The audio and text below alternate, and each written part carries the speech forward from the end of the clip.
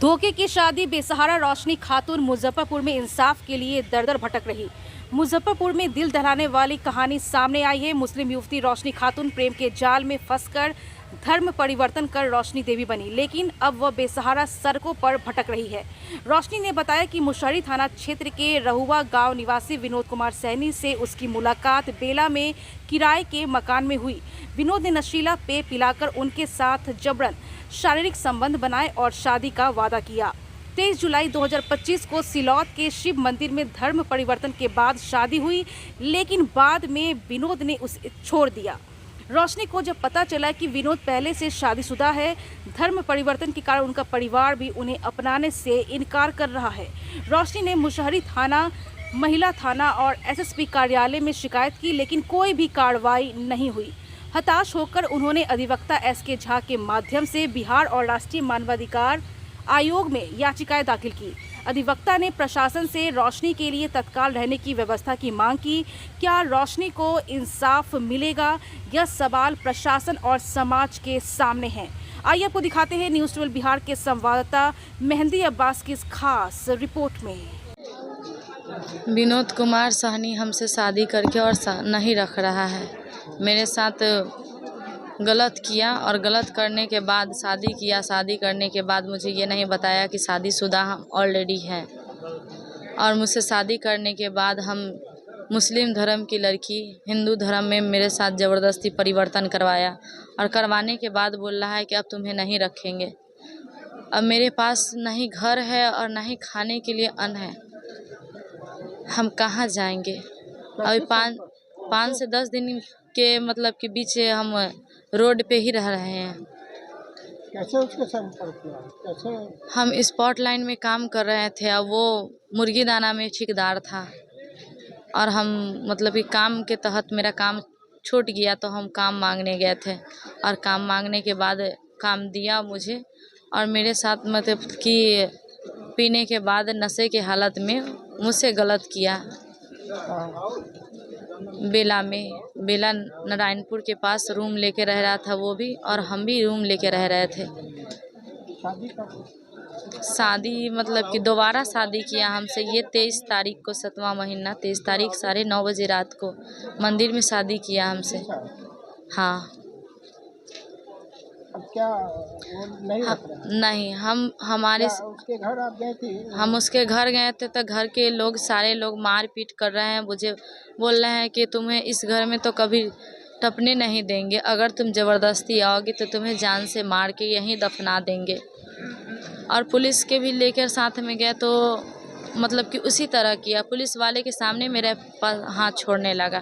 Police वाले बोले कि कोर्ट में जाओ और महिला थाना जाओ। महिला थाना भी गया, तो महिला थाना में भी कोई रिस्पांस नहीं लिया। आवेदन देने के बाद भी कोई रिस्पांस नहीं लिए। आपके परिवार वाले क्या कर रहे हैं? मेरे परिवार वाले पहचानने से भी इनकार कर रहे हैं, समझे। और हम कहाँ जाएंगे। आप लोग से निवेदन है कि इसके लिए आप लोग हमें इंसाफ दिलाइए।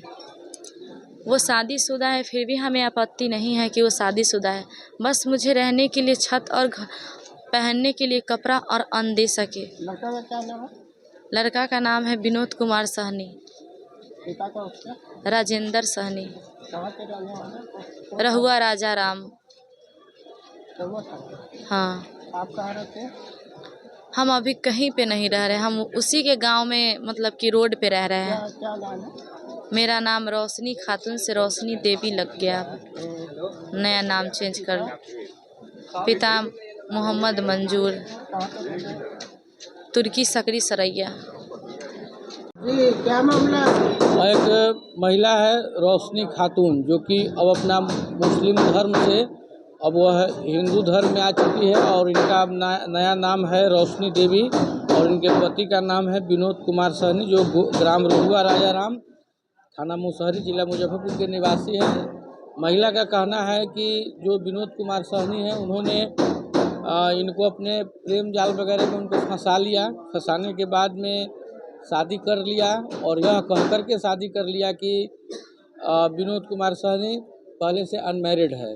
लेकिन जब इनकी शादी वगैरह हो गई, तो उनके द्वारा इनको मालूम चला कि नहीं, उसको बच्चे वगैरह हैं और वह पूर्व से वह शादीशुदा है, और बाद में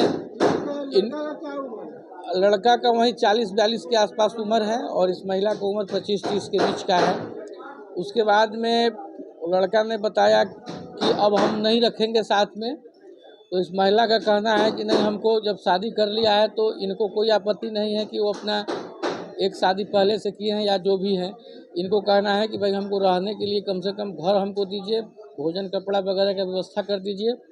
सबसे बड़ी बात यह है कि इस महिला के द्वारा मुसहरी थाना में और महिला थाना में 2 अलग अलग आवेदन दिया भी जा चुका है, लेकिन पुलिस के द्वारा अभी तक अभियुक्त के विरुद्ध धरपकड़ नहीं किया जा रहा है और न उनको FIR दर्ज किया जा रहा है, क्योंकि इमीडिएट उस पर FIR दर्ज करके उनके ऊपर कानूनी कार्रवाई होनी चाहिए, जो कि अभी पुलिस के द्वारा नहीं हो रहा है।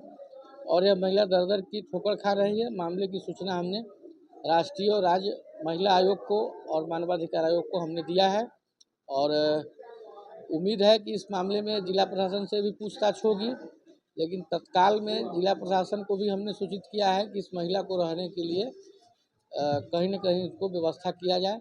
और चूँकि यह महिला अभी काफ़ी बीच मझधार में फंस चुकी है।